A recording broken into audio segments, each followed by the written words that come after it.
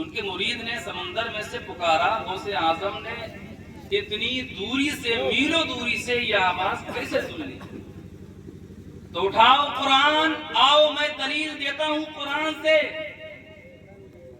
اٹھائیے 19واں سپارہ سورۃ النمل، وحشر لسلیمان جنودہ من الجن والانس والطیر فهم یوزعون حتی اذا اتوا على واد النمل۔ سورۃ النمل اٹھائیے، 19واں سپارہ اٹھائیے۔ سلیمان علیہ السلام ہے جن کی حکومت ہوا پر بھی ہے، جن کی حکومت جناتوں پر بھی ہے، جن کی حکومت چرند پر بھی ہے، پرندوں پر بھی ہے، یعنی ہر چیز پہ ان کی حکومت ہے۔ ہوا پہ ان کی حکومت، پانی پہ ان کی حکومت، دریا پہ ان کی حکومت، جناتوں پر ان کی حکومت، انسانوں پر ان کی حکومت، جانوروں پر ان کی حکومت۔ ملت اسلامیہ سلیمان علیہ السلام کی حکومت ہر چیز پہ ہے۔ اللہ تعالیٰ نے آپ کو تمام لوگوں کا بادشاہ بنا کر کے بھیجا ہے، تمام لوگوں کا سلطان بنا کر کے بھیجا ہے اور پیغمبر بنا کر کے بھیجا ہے۔ آپ دیکھیے، آپ کی سماعت پہ عالم کیا ہے، دیکھیے آپ چلے ہیں، اپنا لشکر لے کر کے چلتے ہیں، اور لشکر کی تعداد کوئی 1-2 ہزار کی تعداد نہیں تھی، لشکر کی تعداد لاکھوں پر مشتمل تھی، لاکھوں کی تعداد میں یہ لشکر تھا۔ اس لشکر میں جنات بھی تھے، اس لشکر میں انسان بھی تھے، اس لشکر میں جانور بھی تھے، حشرات الارض بھی تھے، اس لشکر میں پرندے بھی تھے، چرند بھی تھے، ہر چیز اس لشکر میں تھی۔ اور یہ لشکر 1-2 ہزار کا لشکر نہیں تھا، بلکہ لاکھوں کا یہ لشکر تھا۔ جب یہ لشکر چلا ہے، چلنے کے بعد دیکھیے حتی اذا اتوا علی وادی النمل، ابھی وادی نمل نہیں آئی تھی، چونٹیوں کی وادی نہیں آئی تھی۔ مسلمانوں ذرا دیکھیے، 3 میل کی دوری پہ یہ لشکر تھا، 3 میل کی دوری پہ۔ اٹھائیے قرآن، قرآن کی تفسیر پڑھیے، سورۃ النمل کی تفسیر پڑھیے۔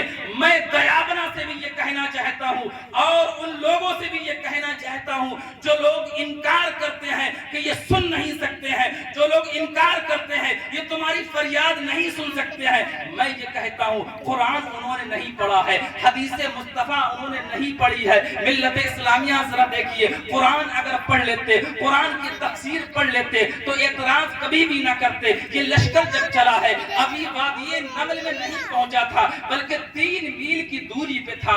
اور وادی نمل حتی اذا اتوا علی وادی النمل قالت نملۃ وہی نمل ادخلوا مساکنکم، دیکھیے ان میں سے ایک چونٹی جو لنگڑی تھی، تمام چونٹیوں کی ملکہ تھی، تمام چونٹیوں کی رانی تھی، وہ چونٹی تمام چونٹیوں سے کہتی ہے اے میری بہنوں ادخلوا مساکنکم، چلو چلو اپنے بلوں میں گھس جاؤ، اپنے بلوں میں گھس جاؤ۔ اور چونٹیوں نے کہا اے میری ملکہ کیا بات ہے، بلوں میں کیوں گھسے، ہم تو ٹہلنے کے لیے نکلے ہیں، چہل قدمی کے لیے نکلے ہیں۔ چونٹیوں سے ملکہ نے یہ کہا تھا تمہیں نہیں معلوم ہے سلیمان علیہ السلام کا لشکر آ رہا ہے، ابھی 3 میل کی دوری پہ ہے، ابھی لشکر آیا نہیں ہے، 3 میل کی دوری پہ ہے، لیکن چونٹیوں نے یہ لشکر کی آواز سن لی ہے۔ اور دیکھیے جو لوگ جانوروں کی سماعت کے قائل ہیں اور یہ اللہ کی سماعت کے قائل نہیں ہے، میں ان سے کہنا چاہتا ہوں اٹھاؤ قرآن اور دیکھو چونٹی نے 3 میل کی دوری پہ لشکر کی آہٹ کو سن لیا، تمام چونٹیوں سے کہنے لگی اے میری بہنوں چلو چلو اپنے اپنے بلوں میں گھس جاؤ، کیونکہ سلیمان علیہ السلام کا لشکر آ رہا ہے، ہم سب کو کچل ڈالے گا، ہم سب کو کچل دے گا۔ تمام چونٹیاں بلوں میں گھس جاتی ہیں، لیکن ذرا دیکھیے ابھی تو چونٹی نے یہ آواز سنی تھی، لشکر کی آہٹ سنی تھی، لیکن سلیمان علیہ السلام کی سماعت دیکھیے 3 میل کی دوری سے سلیمان علیہ السلام نے اس چونٹی کی یہ گفتگو سن لی۔ گفتگو سن کے اور سلیمان علیہ السلام مسکرائے۔ میں یہ نہیں کہتا ہوں مسکرائے، بلکہ قرآن کہتا ہے فتبسم ضاحکا، سلیمان علیہ السلام مسکرا دیے۔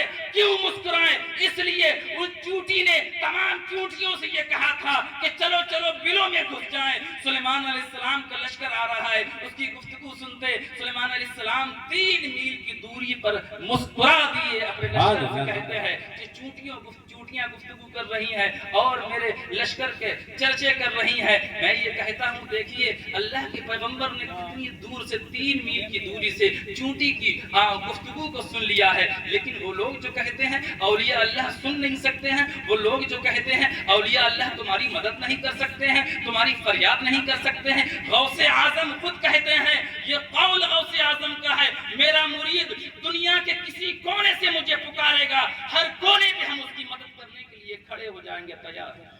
نعرہ تکبیر، نعرہ رسالت، خطیب اہل سنت، جشن غوث الورا کانفرنس، نعرہ تکبیر۔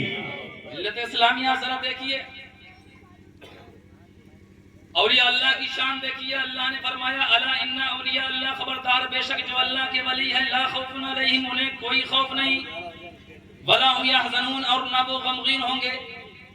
آئیے ذرا دیکھیے، اب ہم آپ کو اولیاء اللہ اور من دون اللہ یہ دو آیتیں آپ کو بتاتے ہیں۔ اولیاء اللہ کی شان کیا ہے، من دون اللہ کا حال کیا ہے، لیکن وہ حضرات جو ہماری بھولی والی عوام کو اولیاء اللہ کے دامن سے دور کرتے ہیں، وہ من دون اللہ والی آیتوں کو ولیوں اور نبیوں کے اوپر چسپا کر کے معاذ اللہ غلط نتیجہ نکالتے ہیں اور کہتے ہیں تمہارا کوئی ولی نہیں ہے، قرآن پڑھ کے سناتے ہیں، کہتے ہیں قرآن کے اندر ہے، دیکھو وما لکم من دون اللہ من ولی ولا نصیر، وما لکم، اور نہیں تمہارے لیے، من دون اللہ اللہ کے سوا، من ولی کوئی ولی، ولا نصیر، اور کوئی مددگار۔ کہتے ہیں قرآن میں ہے تمہارا کوئی ولی نہیں، تمہارا کوئی مددگار نہیں ہے اللہ کے سوا۔ ہم بھی کہتے ہیں اللہ کے سوا ہمارا کوئی مددگار نہیں، لیکن اللہ کی عطا سے یہ اولیاء اللہ مدد فرماتے ہیں، اللہ نے انہیں یہ پاور دیا ہے، من جانب اللہ یہ پاور ہے۔ ہم بھی یہ نہیں کہتے کہ از خود یہ پاور ہے، بلکہ اللہ نے ان کو یہ پاور دیا ہے۔ تو وما لکم من دون اللہ من ولی ولا نصیر، نہیں ہے تمہارے لیے من دون اللہ اللہ کے سوا من ولی کوئی ولی، ولا نصیر، اور کوئی مددگار۔ کہتے ہیں قرآن میں ہے اللہ کے سوا تمہارا کوئی ولی نہیں ہے، تمہارا کوئی مددگار نہیں ہے، یہ تم یہاں کیوں جاتے ہو، وہاں کیوں جاتے ہو، غریب نواز کی بارگاہ میں کیوں جاتے ہو، صابر پاک کی بارگاہ میں کیوں جاتے ہو، وارث پاک کی بارگاہ میں کیوں جاتے ہو؟ یہ تو سب مٹی کا ڈھیر ہے، تمہارا کوئی ولی نہیں، تمہارا کوئی حامی مددگار نہیں ہے اللہ کے سوا۔ لیکن آئیے ذرا دیکھیے، میں ان سے یہ پوچھنا چاہتا ہوں، یہ آیت کس کے تعلق سے نازل کی گئی تھی؟ قرآن میں آیات کا شان نزول پڑھیے، آپ کو معلوم چل جائے گا یہ آیتیں کس تعلق سے نازل کی گئی۔ جب نبی کریم صلی اللہ تعالی علیہ وسلم مبعوث نہیں ہوئے تھے تو اہل عرب ہی نہیں بلکہ ساری دنیا شرک و کفر میں مبتلا